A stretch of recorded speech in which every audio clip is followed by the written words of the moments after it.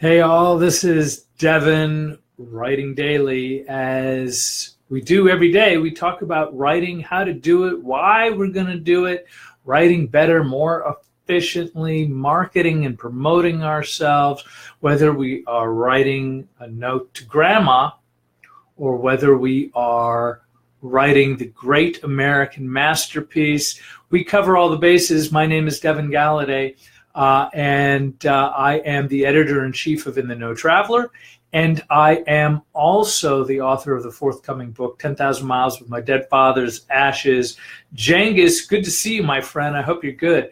So what we've got today is actually a viewer question, and the question is, well, actually, I'm going to read it, right, because I think the paraphrase here. A reader writes, when writing a memoir, it seems I have the pieces from many points in time, but putting this together needs to flow and make sense. How do I choose what to focus on? So this is what I did. I don't think there's ever like a right or an exact wrong to how you're supposed to do this. What you end up doing is you write out the anecdotes. So what that means is you have an interesting story to share. Maybe it's funny, maybe it's sad, maybe it's really tragic, but you write it, and you write the truth, and you write the heck out of it to make this story as good as it can possibly be. And then you kind of sit on it, because maybe there's a larger thing. So the difference is, the way I look at an anecdote is, if you've ever watched, like I grew up watching Johnny Carson. If you've watched Johnny Carson, Jay Leno, or who's that? Fallon? Is that the guy's name? Bobby Fallon? It's something Fallon. Anyway, that guy, if you watch what the celebrities do, they come up and they tell like a 5-minute story, and it's funny and it's interesting and maybe it's memorable. And so there's your anecdote, right? And so hopefully you have something similar that is something that's inspiring or really interesting or really unusual, or again, funny or dramatic or incredibly sad. Universal themes are great. But really, I think what you're trying to get at is that when you talk about love and, or pardon me, let me back that up. When you talk about things that are really important to you, and I started to say I was putting love in there. I think you always want to come from a place of love, but maybe that's another story. I think what you do is you keep writing anecdotes until you start filling the page. Until you start like going, wow, I've got like 6 or 7 things here. So what's the glue to the 6 or 7 things? Well, if it's memoir, it's probably you. It's probably you that is doing this thing. And so if you have 6 or 7 stories, is that going to be enough to fill a memoir? Maybe it is, maybe it isn't. I mean, ultimately you get to decide. I think probably what you're going to be shooting for is maybe around 80,000 words that are going to get cut down to 70 or 60,000 words. But what that means is, like, what I ended up doing is I had about 7 or 8 stories that I was like, okay, I think I've got a thing here. I need to keep writing. So what's the glue? What is the overall thing, the overall container that's going to hold all this thing? Yes, it's going to be you, but is there a sense or an idea that's going to tie all those pieces together? In other words, it might be, in my case, what do I do with this relationship I had with my father? What do I do with it, right? Like, I have all these things over here that I love him, and then there's all these other things where, like, he was the worst. And that doesn't make him bad or evil. It just means I had a whole lot of feelings about it. So I think in a lot of cases, what most of us want to see is something that falls along the line of the hero's journey. In other words, something where you have these experiences, some of them are monumental, and because of these monumental experiences, you start to change and evolve, and you start becoming something other than that. Obviously my story has a whole variety of different things. It's got a lot of wackadoodleness in it. It's got a lot of odd things that sort of happen. So part of that is that, I want you to be entertained by my misery. So it's going to be a little bit crazy. from that sense. But beneath all of those things, what's happening to me during the course of this thing? In other words, how am I evolving? The story for me starts out when I'm really young and ends up when I'm kind of like a middle-aged person. And so there's a lot of ground to cover in terms of my own emotional terrain. And so I think if you have, at this stage, as the question goes, I have pieces from many points in time.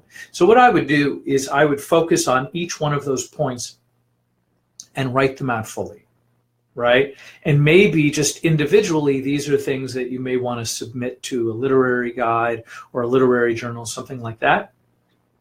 If you realize that there's lots more to say on this particular subject, right? Because I think that's what it's going to start boiling down to, is the more you write out these things that happen to you, the more they're going to start fitting in a particular thing. Like for me, it's going to be about family, right? It's going to be the relationship with my father. Those are the things that every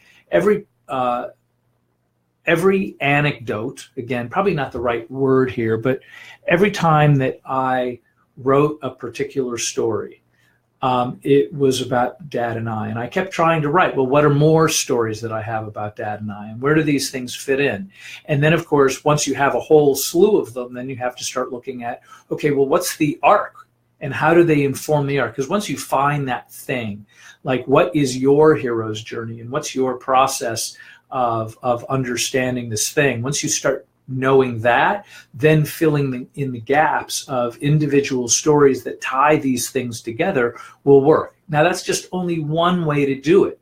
Your memoir can be about a very small period in time. Obviously, my relationship with my father is going to last a lifetime, whether my father is actively alive and participating in it or not.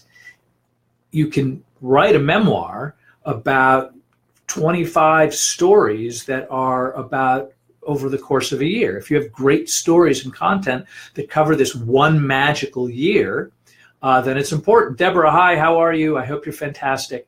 So if you're focusing on that, I think I remember The Year of Magical Thinking, and the author's name is eluding me. She is hugely famous, and I should know better than to forget an author's name when I'm talking about her book. But she talks about a very, very specific time frame in her life.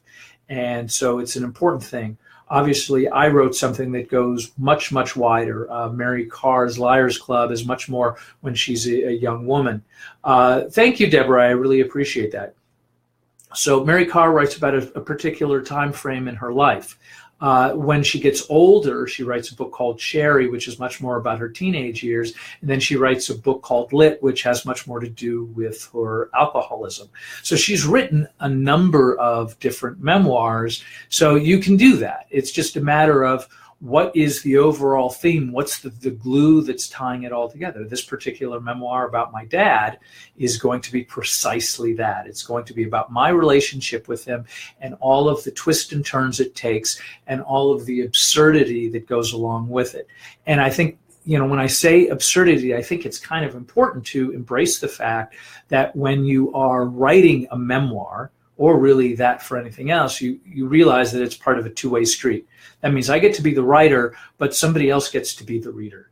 And so part of my job is like, yes, I want to tell, interesting, entertaining stories that are meaningful to me, but I also have to tell them in a way that invites the reader in to turn the next page, because there's a million books running around and many of them are wonderfully written and they're incredible stories. They may not all be right for me, but I'm trying to try to find my audience. I'm trying to find who are the people that are going to hear my knuckleheaded stories and be inspired by them.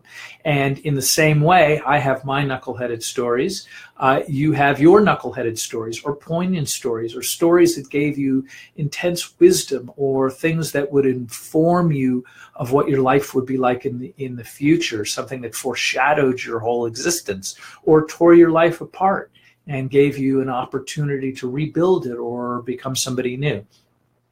There's a whole slew of ways to do it, but really what I would do is that if you've got these different little points of story, I would keep adding to them until certain things start emerging. What that means is, like, you may, write for a day and put it in a drawer, and then write another one and then put it in a drawer. And after you have a handful of them, start looking at them, read them all again with kind of fresh eyes to see where they're organically going. I think that we are very capable of being able to tell these stories even if we're unaware of them. So anyway, as always, please, if you like what's going on here, make sure that you hit the like button. It would mean a great deal to me. And then, of course, if you have a question, fire away. I answer all questions. And Deborah, thank you. I'm so glad that you're enjoying this. Keep coming back. We do this every single day. I don't know what I'm thinking, but every day there seems to be something new to talk about, this sort of writer's journey. So yes, if you can, like this page on Facebook, friend me on Devin Galaudet, on Facebook. Go to devingallaudet.com/dad if you are looking to find out a little bit about my book or anything else for that matter, and connect with me and let's talk writing. And if you have a great question, let me know. Anyway, thank you, Deborah. Thank you, Cengiz. Thanks for the other folks who've showed up today. I'm honored, and I'll look forward to seeing you guys again really soon. Take care and keep writing daily.